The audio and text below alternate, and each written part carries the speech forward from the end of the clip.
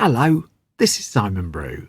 I'm the editor of Film Stories magazine, and a very warm welcome to a very special episode of the Film Stories podcast. Come with me. And I show you how deep the rabbit hole goes. And movies that had stories. That the story just sucks them in. This is just the beginning. Stories. We would be honored if you would join us. Hello, and a very warm welcome to Film Stories with Simon Brew. I am Simon Brew. As always, that's absolutely everything you need to know about me.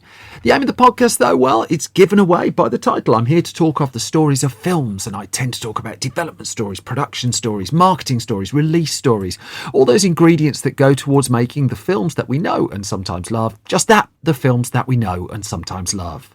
The films I tend to cover on this podcast, they lean more towards the mainstream than anything else. They're films I'm interested in or invested in to some degree. I try not to do snark. I try not to punch down. This podcast is a celebration of cinema and an appreciation that films are really hard to make, and just gratitude that somehow they get made.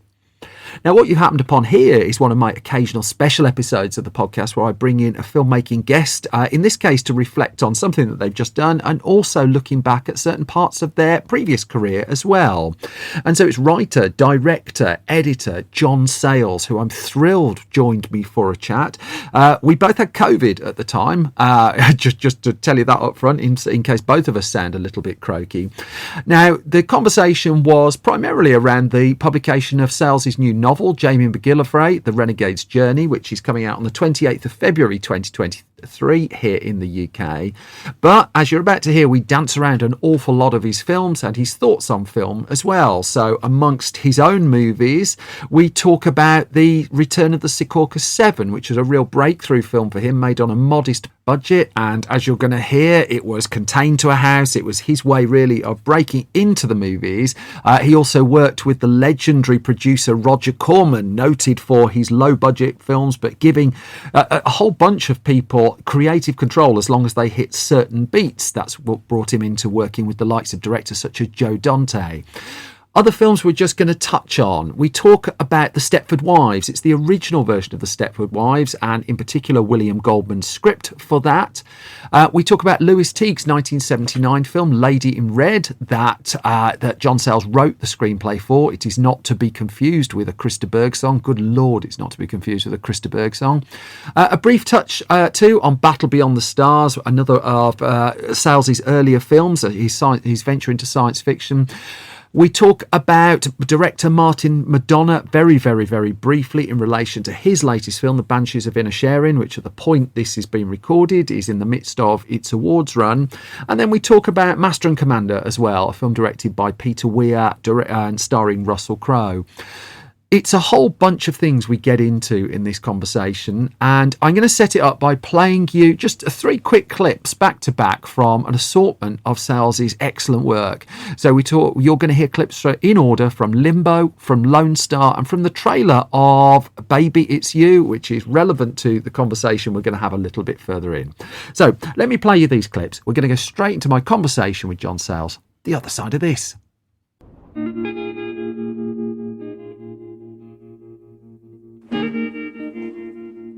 40 years ago, under Sheriff Charlie Wade, Rio County was as corrupt as they came. That Sheriff Wade, he could get ugly. Then, Buddy Deed showed up. How about you lay that shield on this table and vanish? You're a dead man. They called him a legend. He was a unique individual. They called him a champion of justice. The day that man died, they broke the damn mold. Jumpin' Joe Gastineau. Friend of yours?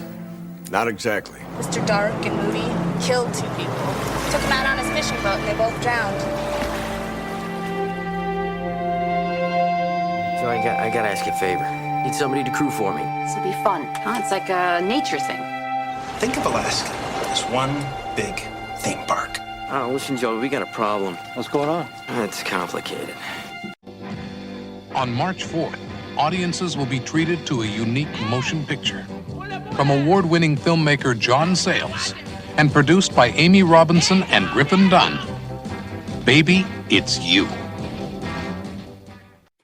So that was a collection of clips from the film work of the brilliant John Sayles. I don't quite know how to describe him. He does that many things. I'm delighted to say he's joining me for a Film Stories podcast special. Hello, John Sayles. How are you? I'm better. You're better. So we just discussed just before we came on that both of us have been battling the pox to varying degrees. Yes. And hopefully it's leaving you in peace fairly quickly. What this goes out as audio, so what people can't see is you're sat in front of a picture of your new book, which is Jamie McGillivray, The Renegade's Journey. If I can start, it seems the logical place to start, really, not least because of the big subtle hint in the background. But I've read this described as, I mean, the information I got sent over was it's a 700-page thrilling historical cinematic epic, and then digging into it a little bit more, this started in film as well, I understand. So can you tell me the story, please? More than 20 years ago, I got a call from the Scots actor Robert Carlyle, who I had not met at that point.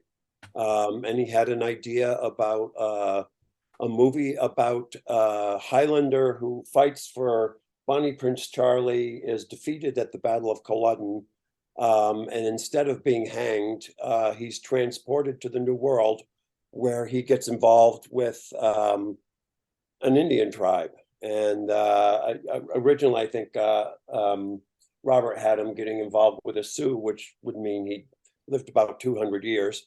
We didn't really encounter the Sioux. Europeans didn't encounter the Sioux for quite a while, but it just seemed like such a great idea that I took a flyer and wrote a screenplay on spec. We got to go up to northern Scotland, and you can imagine what fun it would be scouting in the Highlands with Robert Carlyle. Right. Okay. And then we came back and we scouted some of the other places that would have to happen in Canada, as well as down in what used to be the Georgia colony, which included part of Florida. And we just never could raise the money to make the movie. It's obviously would be a very expensive movie to make. And like many of the movies I've written, we never were able to raise the money to make it. I mean, you do have some years later, I decided, oh, that's such a good story. Why don't I make it into a novel? So I've been familiar with your work for a long time, but what I wasn't familiar with is you donated a huge archive of your previous papers, and listed in there was, and I was reading through the list of the contents of that archive, was this great big huge list of stories that you'd written that haven't come to fruition. And an incredible, I mean, it's double the list, I think, of the ones that you have had produced. Why this one though? Why did this one continue to have legs even after the funding didn't come together? I think because I hadn't seen it somewhere else. The things that I deal with in Jamie McGillivray are things that I haven't actually seen in fiction. I've seen them in nonfiction books a little bit. Yeah. One of the main ones being who are the savages? It starts in the Highlands of Scotland and then goes to London, where the trials of the Jacobite renegades were. And it's still the time of bloody law. This is the mid 1700s. Yeah. And they don't just hang you; they hang you until you're almost dead.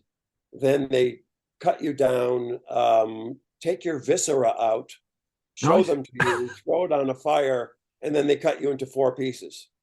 And then this idea that the savagery started when people got to the United States or the future United States and started dealing with the Indian nations that were there. It's just, and then the other thing is that the politics were equally complicated.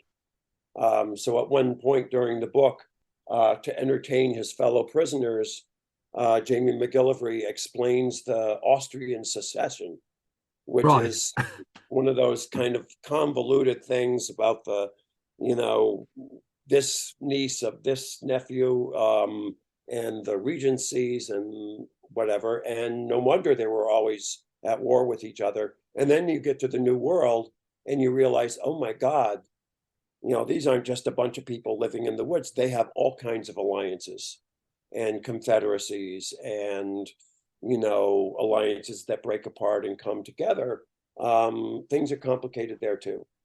And my recollection so this was 2012 that Robert came to you with the idea. I think that was just about the point that Hollywood decided if it was going to spend more than 50 quid on a film, it had to be PG-13 and play globally, and was scared of that the older audience, by the sounds of it, that your film version of this would have appealed to.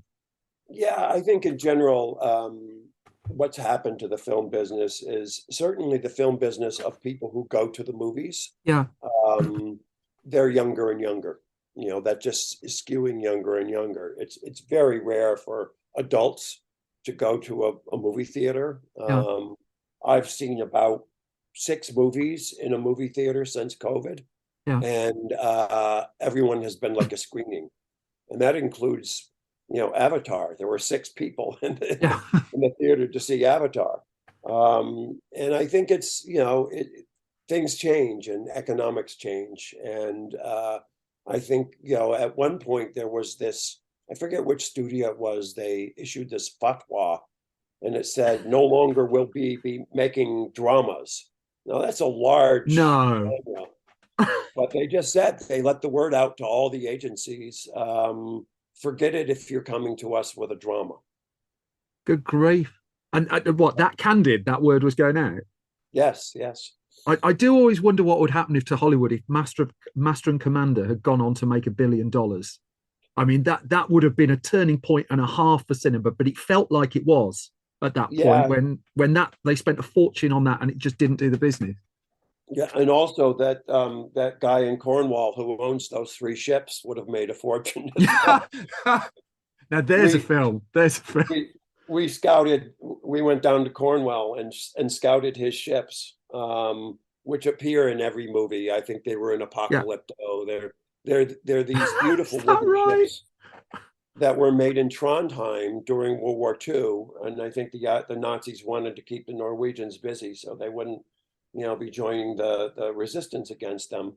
And they're still in use. If you see a beautiful old wooden ship in a movie, what the guy does down there, he basically says, you get to use my ships, but you use my crew, you supply them with whatever uniforms or pirate gear or whatever, but my people know how to sail this thing and they can do all the stuff that you want, or you can just park it and pour water on it for a storm.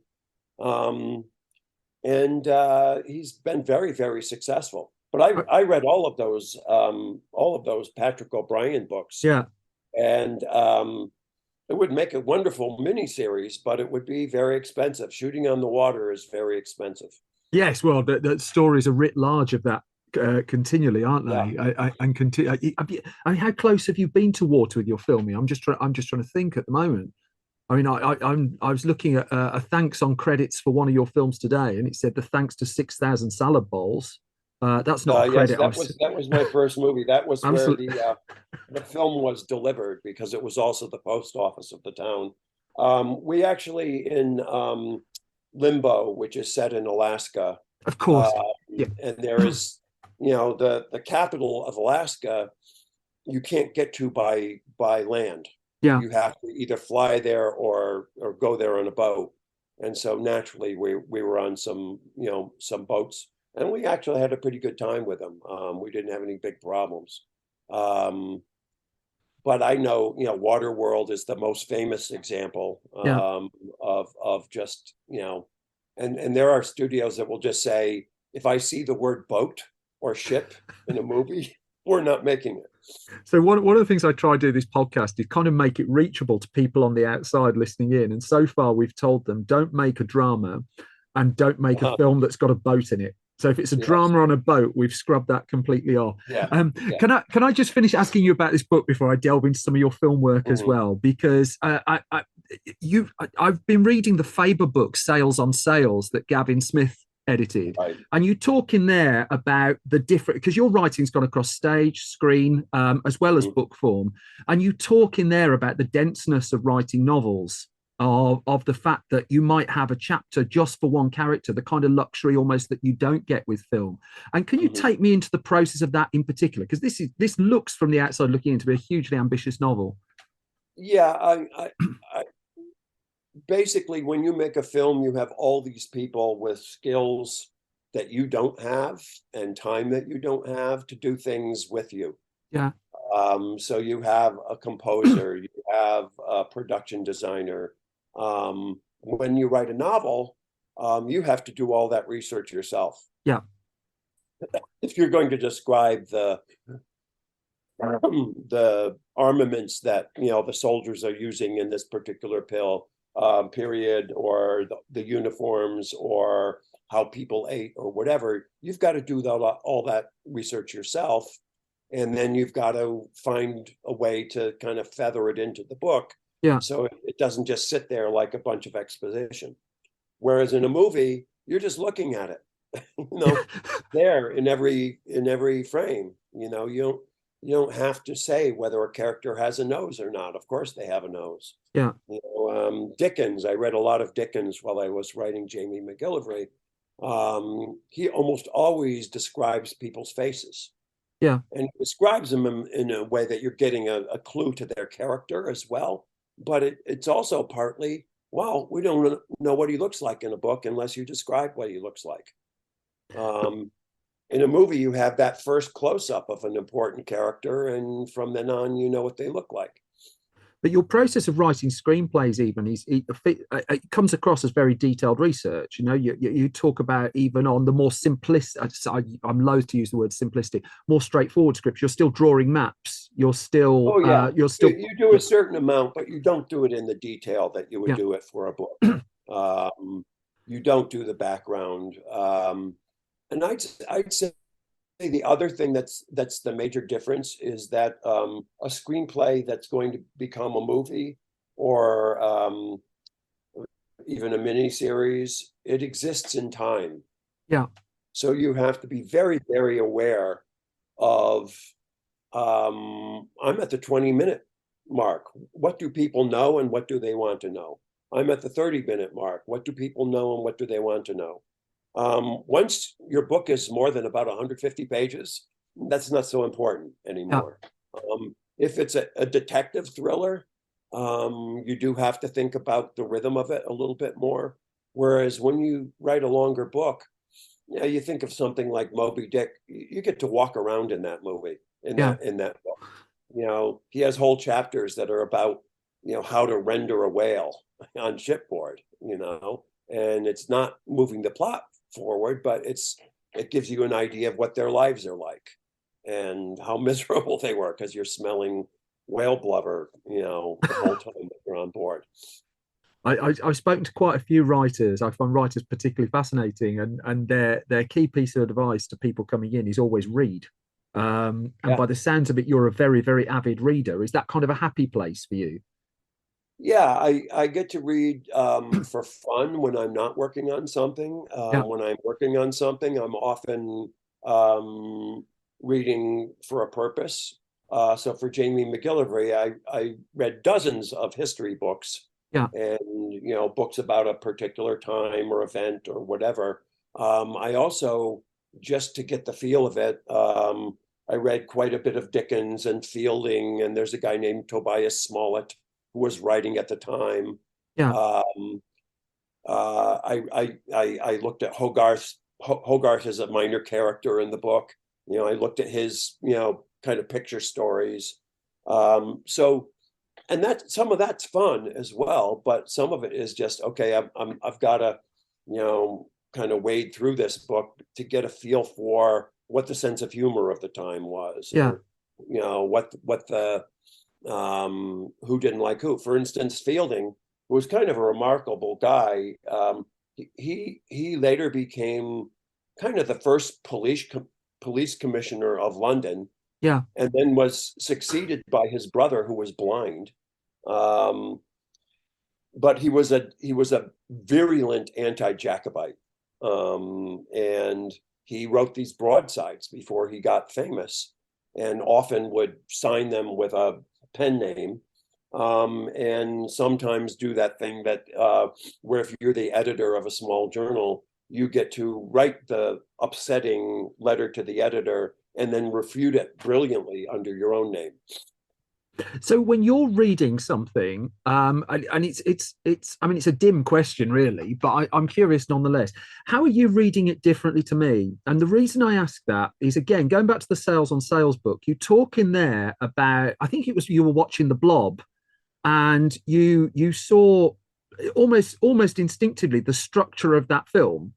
Mm-hmm. You know, that you're looking at it with professional eyes almost. The whole idea, first time nobody sees the monster, then one person sees it but no one believes them, and the hero sees it, etc., etc. Mm-hmm. So when I mean, what's the division in your head when you're reading almost for inverted commas homework and reading for fun? Is it always you're spotting the structural ticks in a book and the foundations of it? Yeah, I think you're much more technical in your reading when Yeah. your antenna are out for the thing that you're particularly looking for. So it might get mentioned on every 10th pages. So you're zipping through, Right. and then here's something that I'm using for my book here. But when I read for pleasure, quite honestly, and the same thing when I go to a movie for fun, I would like not to think about any of that stuff. The better the movie, the less you think about it. Yeah. Okay. I'm writing I'm reading a Zadie Smith book right now, and she always surprises me, and that's great. That I can't say, oh, I know how this ends, or I know where this is going. And a really good movie, I just lose myself in the movie, even if it's a genre movie. And then later on, I say, oh, I see what they did there, but only later on. Because if I've got this right as well, you didn't come into writing with any particular training. I mean you've told a story in the past, and I don't know how true it is. You kind of, instead of having great big schooling in writing screenplays, you read one screenplay, which I think was The Stepford Wives, just to give you some idea of it. Is that true? Can you take me into that story a little? Yeah. I was interested in making movies. I had some idea of, and this is only about when I got to go to college. Yeah. And I started to realize, oh, people make movies. They're written and they're directed, those kind of things.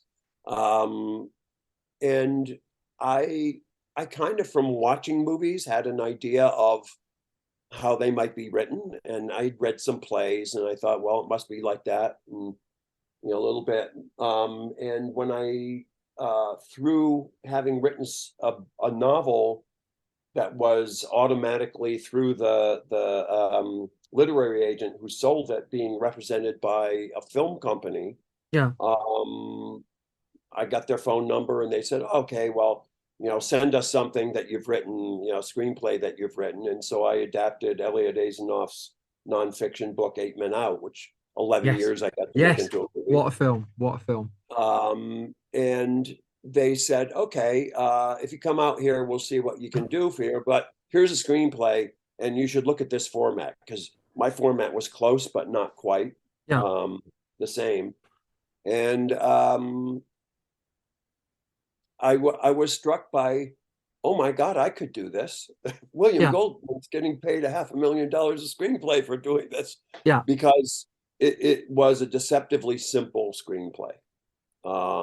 It was, once he had the conceit in place, it's very, very simple. And I felt like, well, geez, I could do that with my eyes closed. And yet you use the word deceptive. It's a bad one, but it's actually exactly what it should be for that particular movie. So you use the word deceptively there.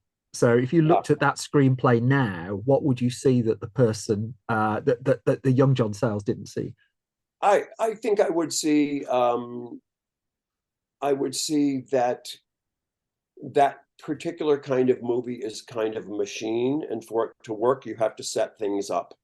Yeah. That even though it's not a funny movie, it has the structure of a joke, and the joke doesn't work if you don't set it up properly. Interesting.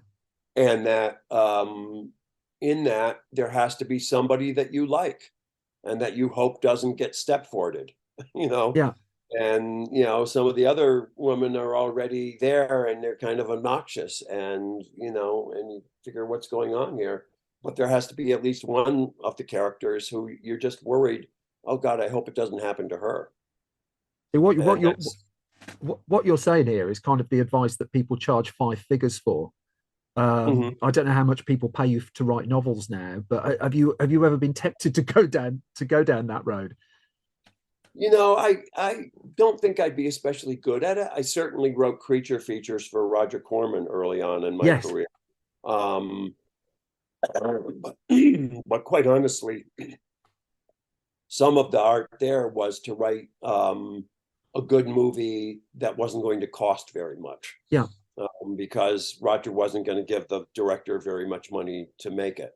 Yeah. And so on those first couple movies that I wrote for him, I would get these calls for help from the director saying, do you know how little money I have to make this epic that you've written?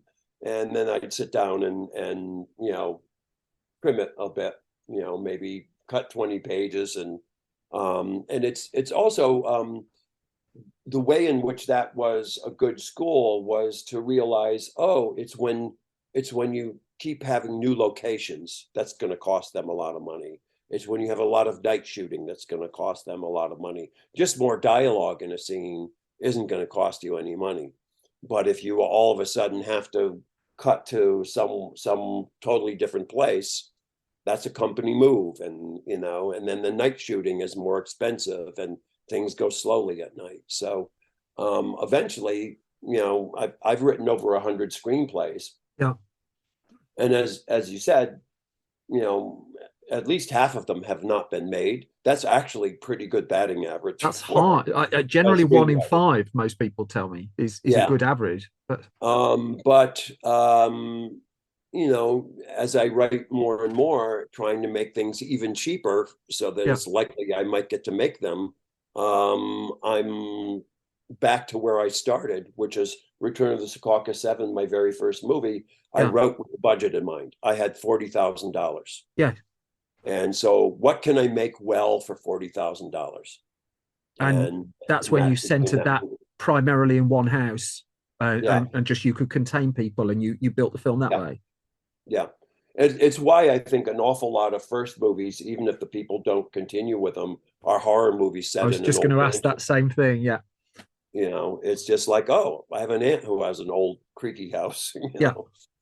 So, I mean, the Roger Corman school is of course infamous, even to like someone on the outside. I just sit in the West Midlands in England. I've never met the man, but you can see the influence on it. I mean, Joe Dante, obviously, who you were working with at that point. But I didn't appreciate when you were writing those early films, The Alligators and such like, you weren't necessarily writing with the director in mind. It was just a couple of beats that you had to hit to satisfy Corman.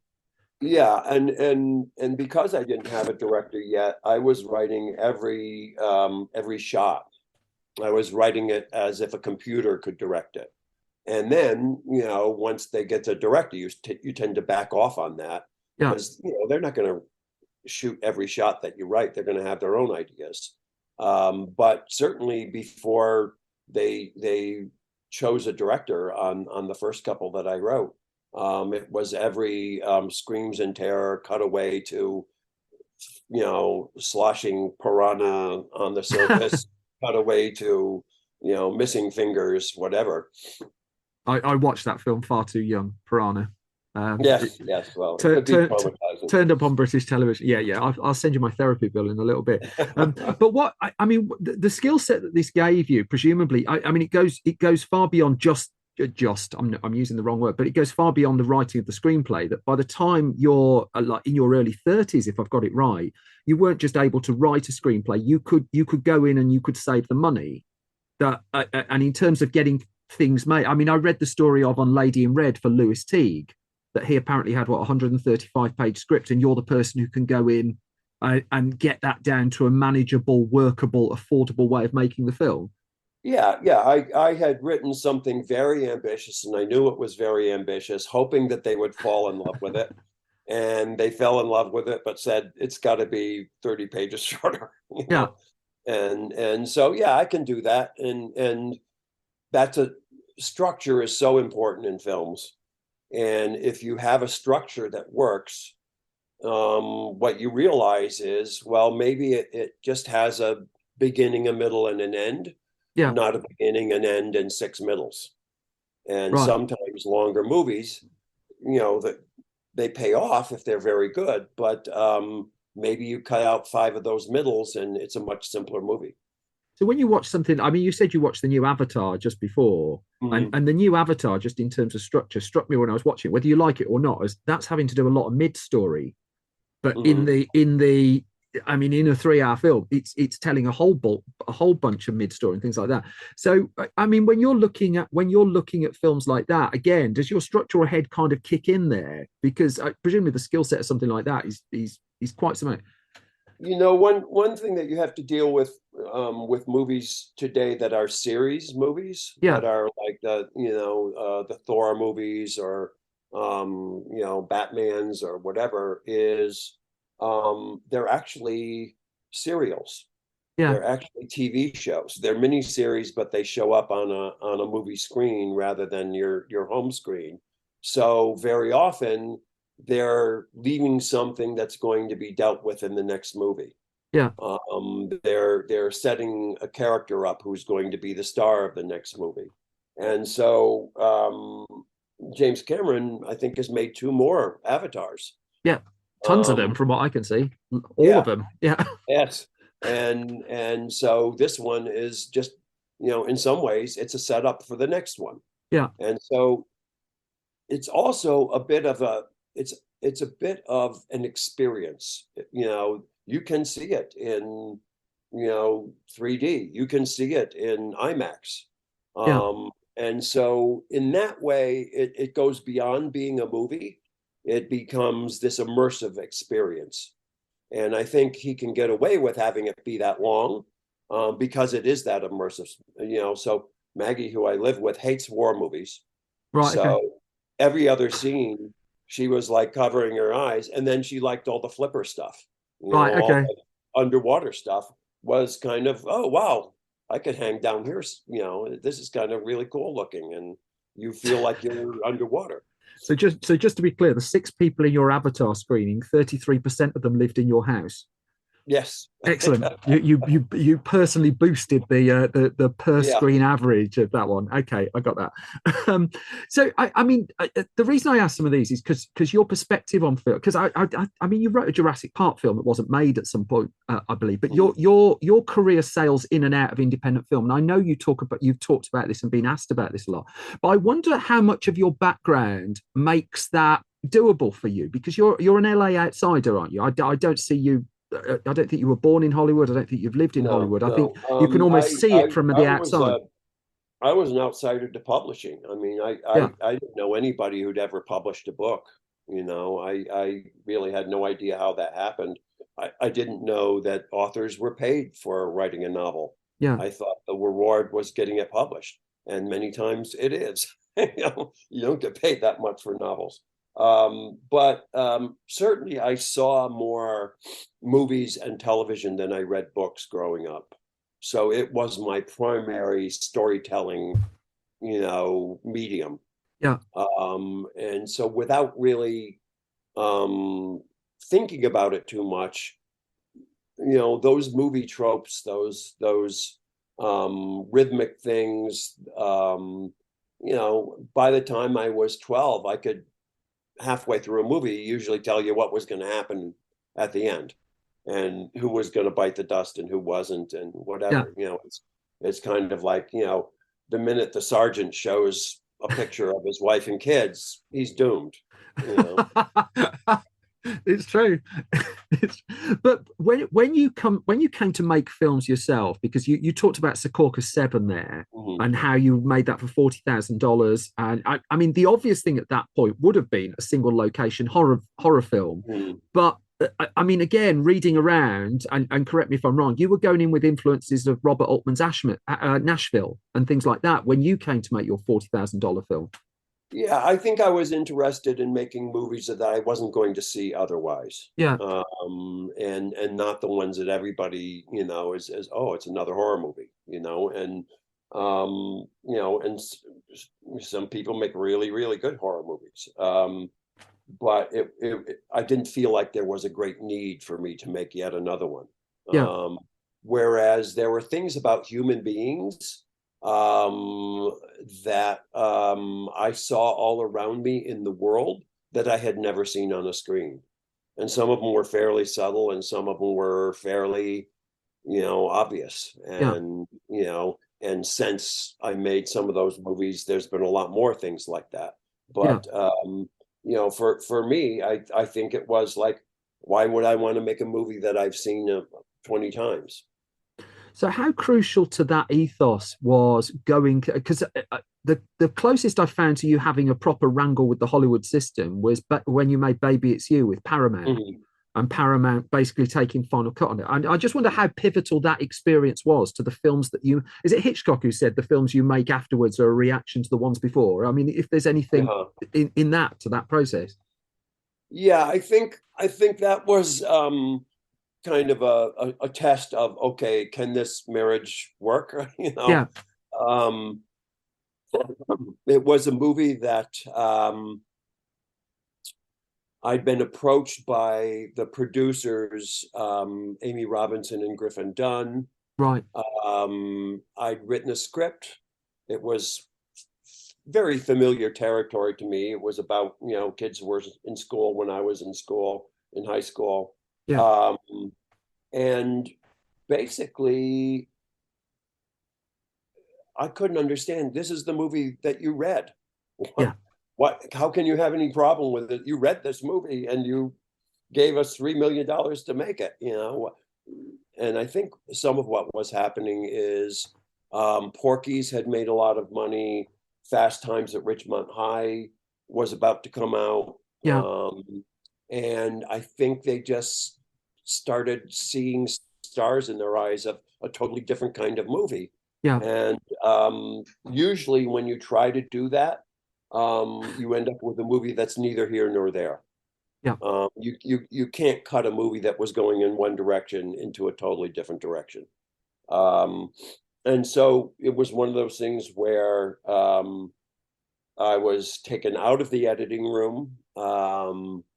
They did their test market of their cut of it. It tested 1 point worse than my cut. And I just felt like, I'm not gonna put my name on this. It's your movie, if that's the version you want to go out with. And they kind of, they said, okay, go back and, cut it the way you want to cut it. And then, it's the joke about the movie was not released, it escaped. Yeah. They've put very little effort into promoting the movie. It's interesting. So it was not a happy experience. It was a great experience up until the editing room. I always wonder if that's a rite of passage, because the book I'm reading at the moment, which I've got here, is Jim Clark's book, the late editor, Dream Repairman: Adventures in Film Editing, and he talked about going through that on Copycat, which I always thought was a pretty decent movie. But he talks about the same thing, about 3, 4, 5 different cuts of it, the test scores getting worse, and eventually they let the person who came up with what they originally signed off on back in the room. Yeah. It happens. I mean, there have been movies where an edit kind of saved a movie or made money, whether it saved the movie or not. And I think that the people at studios feel like maybe they have that magic touch. Yeah. And that they can just keep hiring people until somebody, they're fishing, that somebody comes up with the magic formula to make this thing work. But it's certainly at that point you're guessing. You're just guessing that, maybe this will fix it. Maybe this will fix it. I just read Ron Shelton's book about making Bull Durham. Go on. Is this a test? Because the next book on my pile that was just behind the desk is Ron Shelton's book on, I've got a blurry thing. Yeah, The Church of Baseball. It's very well written. And at some point, spooky that is. the numbers are not what they should be, and but Mike Medavoy, who was the executive in charge, he goes to one of the screenings and said, everybody laughed where they should. Yeah. But we're going with that cut. There's something weird with the numbers here, and people being, overcritical or something like that. We're not going to fuck this movie up anymore. They're laughing where they should. People enjoyed the movie. You worked with Medavoy. Will be good. Did he? I've got in my head that Medavoy called you in to do rewrites on the 6th day or something like that. That you did work with him. Yeah, I was on that. He was one of the co-financiers of Battle Beyond the Stars. Right. That was a co-production when he was at UA. I'm actually working with him right now on a project that I started with Doug Trumbull. The late great Doug Trumbull. They've just reissued Silent Running over here. Yeah. Yeah. And it was kind of an extension of his thinking, his philosophical thinking on Silent Running. And unfortunately, last year about this time, he passed. But the producers involved, including Mike Medavoy, are still trying to keep it alive. Now, of course, as a possible series, because that's where everything is getting pushed these days. So hard to get a standalone movie made. Yeah. Just as a feature. And then even if you get it made, getting it released seems to be harder than ever. Actually getting any kind of wide release. I mean, we saw, so we've got the Banshees of Inisherin, which did get a release, but I read that Martin Madonna had to fight just to get that 2 months in cinemas because Disney just wanted to put it on streaming pretty much straight away. And that's the kind of conversations you're having. Yeah, and streaming does hit more people in some ways if it's successful. I think it's a bad idea for newcomer filmmakers because your name just kind of disappears in the mush. Yeah. It's just another thing on that endless stream. Whereas a feature, at least it used to anyway, has a little bit more impact. Once you've made a bunch of movies and people kind of know who you are, it doesn't make as much of a difference. But also, there are projects that are better if they're a series, and there are projects that are worse if they're a series. You see series all the time where they're treading water. This is 8 episodes out of 3 episodes worth of material. Yeah, I call it the standing around with the hands by the side of you shot. Yeah. And there's lots of those, particularly anything over about 10, 12 episodes now. You can guarantee there's 20 minutes in one episode where people just don't know what to do with their hands. But even when you talk about things like this, and I mean, going back to the experience you had with Paramount on Baby It's You, and you talked in previous interviews about Paramount was going through the Simpson-Bruckheimer effect. I don't detect snobbery against blockbuster films or big mainstream entertainment for you. I don't detect a lot of bitterness either. Would that be a fair reflection? They're just a different thing. Yeah. And don't confuse something like Baby It's You with, something like Top Gun. Yeah. It's a different animal, just as, Mickey Spillane novel is different than John le Carre, even though they might be almost in the same genre. So, I mean, lots of people have interviewed you about directing films, and I adore so many films that you've directed. I took a very long journey to watch Lone Star when I was a much younger person, and extraordinary. The one thing I don't see you talk about an awful lot is editing your own films. So I'm desperately trying to ask you some of the things that you don't often get asked. I could talk to you about Lone Star forever. But I mean, the old cliche is that a film is made 3 times, that it's written, it's shot, and that it's edited. So are you in the editing room out of necessity, out of choice, out of economics? Very much out of choice. I've worked with editors and very good editors a couple times early on and had a good time. But I was in the editing room the whole time, on a parallel machine usually, and finally it was just too much fun And I decided that it might even be a little more efficient if I just do it myself. It's my favorite part of, when you're editing a movie, you're going to make it. Yeah. You're not worried about the money anymore. You're still working with the actors, even though they aren't there. You're shaping their performance. Yeah. You're giving rhythm to a thing that has just been in pieces. You get to put the music in, which is a lot of fun. So it's, there are other people. David Lean cut his own movies. He started as an editor and was a very good one.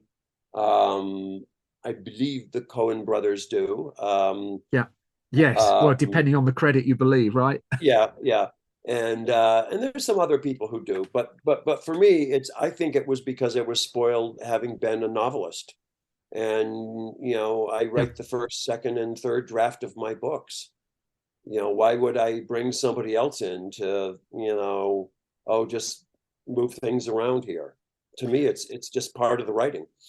One of the things in building up to this interview is I looked around for some of your older films, and some of your older films are really hard to find. And I speak from a UK perspective that I couldn't easily find Battle Beyond the Stars. I struggled with Silver City, which I would have thought would be freely available. Liana I struggled with, Secaucus 7, Go for Sisters, one of your most recent.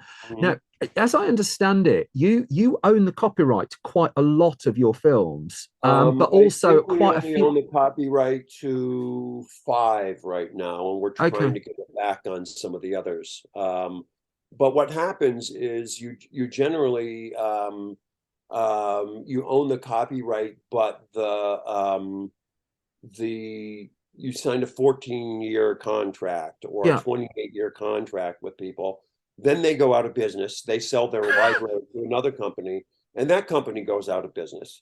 And sometimes it's 3 or 4 companies, and somehow they almost all end up at MGM, who they acquire these things. And you call MGM up, and they say, "We don't have that movie." And you say, "Actually, yes, you do. Look harder." And they say, "Oh, yes, we do. We're not doing anything with it." And unless they see a huge amount of money in reviving it or getting it out there again, they just kind of sit on it. So it's a complaint a lot of filmmakers, and not just independent filmmakers have. I've met some. I remember meeting Mario Monticelli, this great Italian filmmaker, and he said, "Half of my movies can't find them." Yeah. I mean, bizarrely, the story in the UK is the Teenage Mutant Ninja Turtles film, of all things, is virtually impossible to screen theatrically because of the muddled rights and the number of independent production companies behind that. But I just wonder, because I wanted to ask you that after writing, directing, and editing your film, it's the one bit you just seem to have zero control over. Not that you can't get it in front of the audience. If someone wants to track down one of those.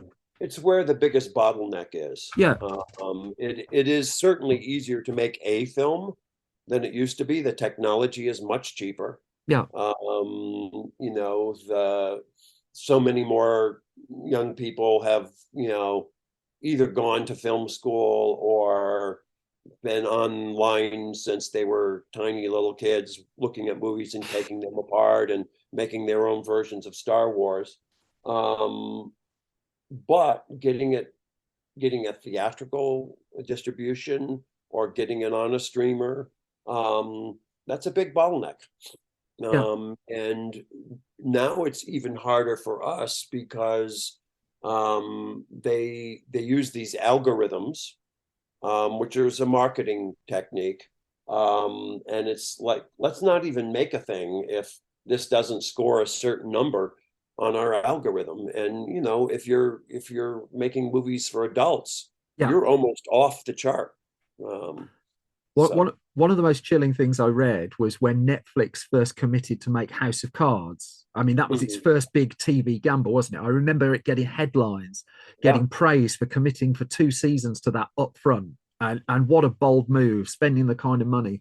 What I read a lot later down the line was that Netflix had such a depth of algorithmic data behind, that they could make that bet and almost certainly know it would surgically hit that audience.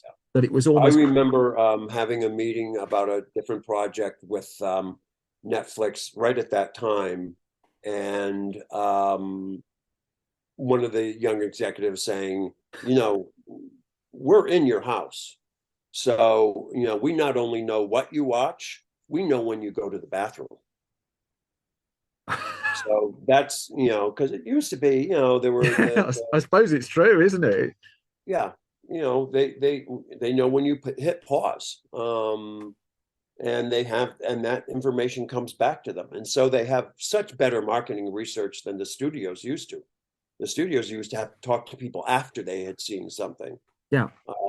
There was a marketing tool for television, which was a box that you agreed to have on top of your television. And then they wanted to make sure that people weren't just leaving it on. So they put a motion detector in it. And then it turned out that the family cat might be the only one watching the movie. But having it be in your computer and they're getting the feedback of what you're watching, what you're skipping over, what you're watching only half of, and all that. That's incredible, penetration of marketing information. I put this in my words, so there's no doubt that it's not coming from you. But one of the things that I think algorithms have done is really dampen down curation. That when I was growing up here in the UK, we had a guy on telly every week, Barry Norman. I don't know how familiar you are with him. Yeah, I know the name. Yeah, he would do a weekly. You had Siskel and Ebert. He'd do a weekly film program. Every film that was getting a release that week, you'd know something about, no matter whether it was good or bad. You would have an opinion, you'd have a synopsis, you'd have a clip. What you wouldn't have is a Rotten Tomatoes score at the end of it. And I kind of wonder, as a filmmaker who's kind of seen this change, if you think we're in a better or worse place now, just in terms of where criticism is and curation is of film. I think we're in the worst place. Siskel and Ebert were very important to the development of independent film. Yeah. They were actually rivals, and at first didn't like each other very much, and so they often disagreed about movies. But their policy on independent films are, if we hate it, it's just a little film. Why would we, use our time to hate something that probably almost nobody's going to see anyway? And if they liked it, they do a thumbs up on it. Yeah. So they really, really helped, the good independent films get out there. And Roger Ebert, he didn't always like our movies, but I felt like he was a critic who always went to the movies wanting to like it. Yeah. Which is, what more can you ask from a critic? That they come blank slate. I want to like this movie. Show me what you got. I think it has to be Christmas Eve culture. If you're reviewing something, you have to approach everything as if it's Christmas Eve. Otherwise, you're the wrong person. I feel that really strongly. I don't watch trailers either. That's been my biggest evolution in movie watching over the last 5 years. So I generally don't know what I'm going to get, which is great. And I do go and watch them in a cinema, and okay, you close your eyes through the trailers and look like a bit of an idiot sometimes, which I'm quite happy to do. But it's a really interesting way to watch films again. That the surprises are still somewhat intact. I tell people who are coming to me asking about trying to break into writing about film and criticism and publishing and things like that, that the barriers to entry into our side of the fence have never been lower. The barriers to making a living out of it, to my eyes, have never been higher. Even to getting a check, even to getting one check or something, it just never feels hard. From what you're saying, that's reflected from your side of the fence as well. Yeah, I'd say, there used to be local film critics who got paid something to write for a local newspaper. The Cleveland Plain Dealer had a film critic. The Detroit Free Press had a film critic. Then what happened, as so many of those newspapers got bought by chains, they would have one guy in Rochester, and his review would appear in 50 different newspapers. Yeah, that happens here too. And now many of them just don't review movies. They're, they say people go online. They can go to, Rotten Tomatoes or whatever, and which is different than film critics. Yes. That's more like the People's Choice Awards. That's it's a good. It tells you whether it's a popular movie. It doesn't tell you anything about the movie and whether you might like.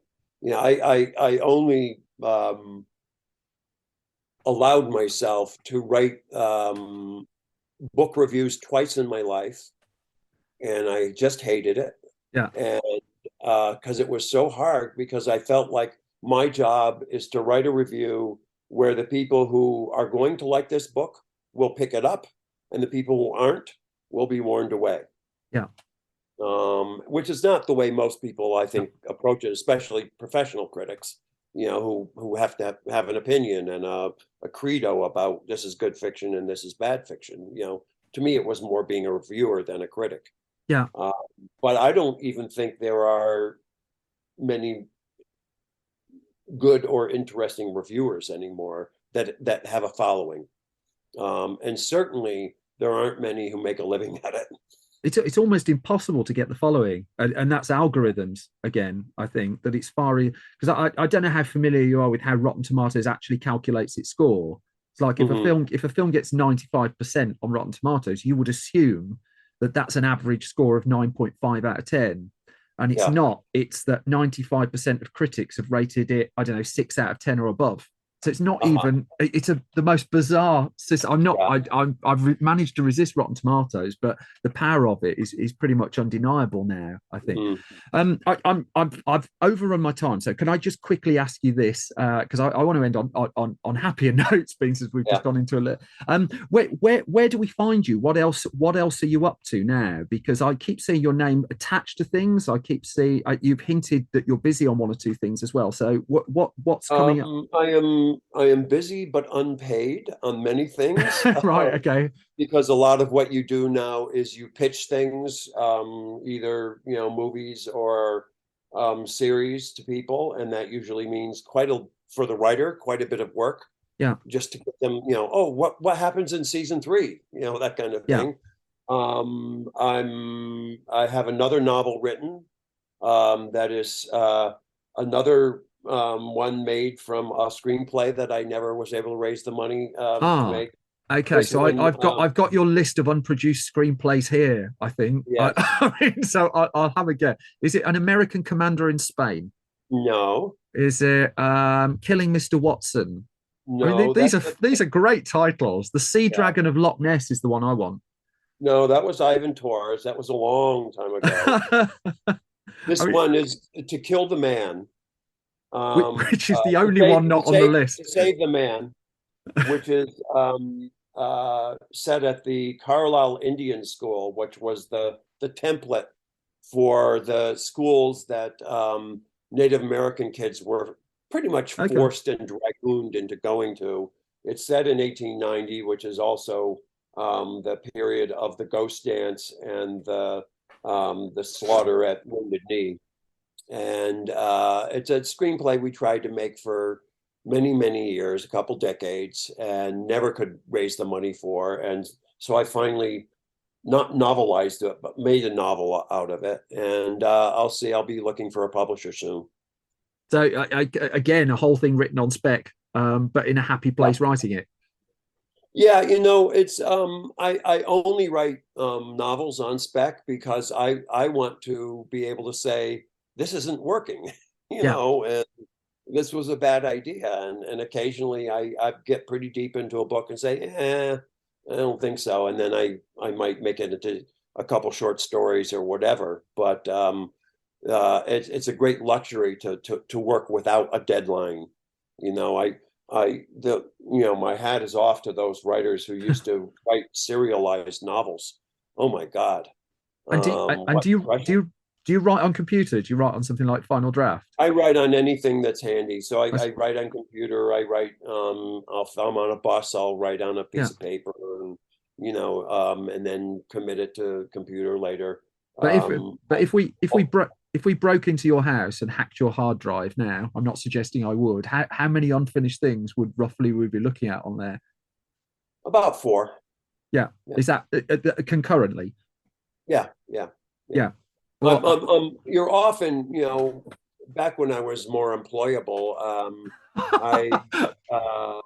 I would often have 2 or 3 screenplays going at the same time because, people, you hand in your draft and then there's like a 3 to 5 week reading period, which can turn into like a 6-week reading period or whatever. And so you might as well do something else. I've always been lucky in that about 3 words into any screenplay or thing that I'm writing, I'm in that world. And the worlds are very distinct.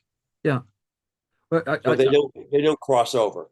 Well, I look forward to reading / seeing all 4 of those projects on your hard drive at the moment. Yes. John Sayles, this has been an absolute thrill and a delight to me. I really hope we can chat again. I wish you the very, very best with the book, and thank you so much. And get well soon. Yeah, you too, Simon. Take care. You. And that was my conversation with John Sayles. His latest book, as we discussed, Jamie McGillivray, The Renegade's Journey, is published in the UK by Melville House on the 28th of February 2023.